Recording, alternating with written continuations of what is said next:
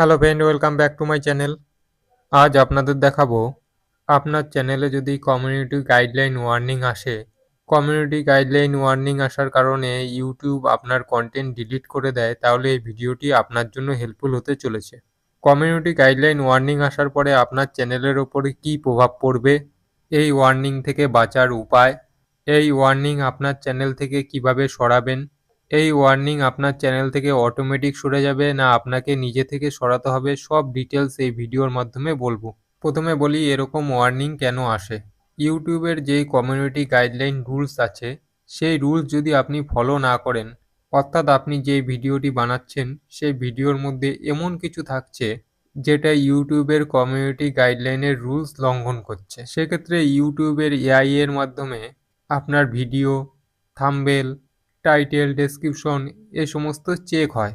সেখানে এআই যদি আপনার কন্টেন্টে কোনো প্রকার ভুল পায় যেটা ইউটিউবের কমিউনিটি গাইডলাইনের বাইরে, সেক্ষেত্রে আপনার চ্যানেলে একটি ওয়ার্নিং আসবে। যদি প্রথমবার এই ধরনের ভুল হয়ে থাকে সেক্ষেত্রে ওয়ার্নিং আসবে। ওয়ার্নিং আসার পরে আপনি যদি আবার এই ভুল করেন তাহলে আপনার চ্যানেলে একটি স্ট্রাইক আসবে। এইভাবে 90 দিনের মধ্যে যদি আপনি 3 বার ভুল করেন, অর্থাৎ আপনার চ্যানেলে যদি 3টি স্ট্রাইক আসে, তাহলে আপনার চ্যানেলটি ইউটিউব পার্মানেন্টলি ডিলিট করে দেবে। এই ওয়ার্নিং আপনাকে নিজে থেকে সরাতে হবে, এ অটোমেটিক কোনো সময়ই সরবে না। চলুন দেখে নেওয়া যাক এই ওয়ার্নিং আপনি কিভাবে সরাবেন আপনার চ্যানেল থেকে। দেখো, এর জন্য আমি আমার চ্যানেল ড্যাশবোর্ড ওপেন করে নিয়েছি। এটা আমার ভাইয়ের একটি চ্যানেল। চ্যানেল ড্যাশবোর্ড ওপেন করার পরে এখানে দেখো চ্যানেল ভায়োলেশন, এখানে দেখো কমিউনিটি গাইডলাইন স্ট্রাইক, এখানে দেখো ওয়ার্নিং লেখা শো করছে। অর্থাৎ এই চ্যানেলে প্রথমবার কমিউনিটি গাইডলাইন যে রুলস আছে সেটা ফলো করেনি, এর জন্য ওয়ার্নিং এসছে, কারণ এটা প্রথমবার ভুল হয়েছে। এইভাবে যদি 3 মাসের মধ্যে আরও 3 বার ভুল হয় তাহলে 3টি স্ট্রাইক আসবে এই চ্যানেলে এবং ইউটিউব এই চ্যানেলটিকে পুরোপুরি ডিলিট করে দেবে। দেখো, আমি কন্টেন্টের উপরে ক্লিক করছি। দেখো, এখানে আমার এই কন্টেন্টটি ইউটিউব ডিলিট করে দিয়েছে। কী কারণে ডিলিট করেছে সেটা আমি আপনাদের বললাম।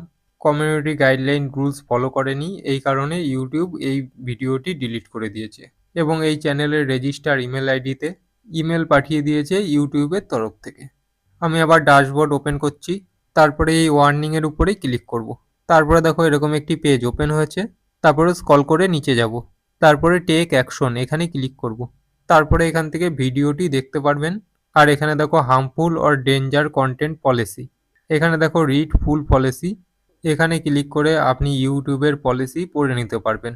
আমি এখন পড়বো না, আমি স্ক্রল করে নিচে যাব। স্ক্রল করে নিচে আসার পরে এখানে দেখো টেক অ্যাকশন এর উপরেই ক্লিক করব। তারপরে দেখো এরকম একটি পেজ ওপেন হয়েছে। এখানে দেখো এই স্ট্রাইক সরানোর জন্য দুটি অপশন শো করছে। প্রথমে দেখো টেক ট্রেনিং, অর্থাৎ আপনাকে একটি ট্রেনিং কমপ্লিট করতে হবে। আর দ্বিতীয় দেখো আপিল, অর্থাৎ আপনি আপিল করতে পারেন। যদি আপনার মনে হয় আপনার ভিডিওটি কোনো প্রকার ইউটিউবের কমিউনিটি গাইডলাইন পলিসি ফলো করেনি, সেক্ষেত্রে আপনি টেক ট্রেনিং এখানে ক্লিক করে আপনি একটি ট্রেনিং কমপ্লিট করে নেবেন। আর যদি আপনি আপনার ভিডিও দেখে অথবা থাম্বনেল, ডেসক্রিপশন এই সমস্ত দেখে আপনার মনে হয় কমিউনিটি গাইডলাইন খেলাপ করেনি, তাহলে আপনি একটি আপিল করতে পারেন ইউটিউবের কাছে যে আমি কোনো ভুল করিনি, ইউটিউব পুনরায় যেন আপনার এই ভিডিওটি আরেকবার চেক করে দেখে। আপনি আপিল করার পরে আপনার আপিল যদি রিজেক্ট হয়ে যায়, সেক্ষেত্রেও আপনার চ্যানেলের উপরে এক্সট্রা কোনো প্রভাব পড়বে না। তাই আপনি নিশ্চিন্তে একবার আপিল করে দেখতে পারেন যে আপনার কন্টেন্টটি ইউটিউব চেক করে আবার ফেরত দিয়ে দেয় কিনা। যদি ইউটিউব চেক করার পরে আপনার আপিল গ্রান্টেড করে দেয়, অর্থাৎ আপনি আপিল করবেন, তারপরে ইউটিউব আপনার ভিডিওটি চেক করবে। চেক করে তারা যদি দেখতে পারে আপনার ভিডিওটা ঠিকঠাক আছে, তাহলে ইউটিউব আপনার কাছে ইমেলের মাধ্যমে ক্ষমা চাইবে এবং আপনার ভিডিওটি পুনর্বহাল করে দেবে। আমি প্রথমে আপিল করব, এর জন্য সাবমিট আপিল এর উপরে ক্লিক করব। তারপরে দেখো একটি পপ আপ মেসেজ শো করছে, we are reviewing your appeal, অর্থাৎ যে আমি আপিল করলাম এটা ইউটিউব চেক করে দেখবে এবং 72 ঘন্টার মধ্যে আমাকে জানাবে। এখানে 72 ঘন্টা লেখা আছে, কিন্তু 2-3 ঘন্টার মধ্যেই এই কাজটি সম্পূর্ণ হয়ে যায়। তারপর ডিসমিস এখানে ক্লিক করবেন। তারপরে এখানে দেখো আপিল সাবমিটেড, কত তারিখে সাবমিট করেছি সেটা এখানে শো করছে। এরপরে কিছু টাইম ওয়েট করবেন। কিছু টাইম ওয়েট করার পরে আমার কাছে একটি মেইল এসছে। ওই মেইল আসার পরে আমি আবার ওপেন করেছি আমার চ্যানেল ড্যাশবোর্ড। এখানে দেখো আপিল রিজেক্টেড, অর্থাৎ আমি যে আপিল করেছি সেটা রিজেক্ট হয়ে গেছে। আপিল রিজেক্ট হয়ে যাওয়ার পরে আর আপনি পুনরায় আপিল করতে পারবেন না। সেক্ষেত্রে আপনাকে ট্রেনিং কমপ্লিট করতে হবে। ট্রেনিং কিভাবে কমপ্লিট করবেন সেটা আমি পরের ভিডিওতে দেখাবো। ট্রেনিং কমপ্লিট করার পরে তবেই আপনার চ্যানেল থেকে ওয়ার্নিং সরে যাবে। এই ওয়ার্নিং থেকে বাঁচার উপায় এই ধরনের কন্টেন্ট থেকে বিরত থাকা। এই ওয়ার্নিং আপনাকেই সরাতে হবে।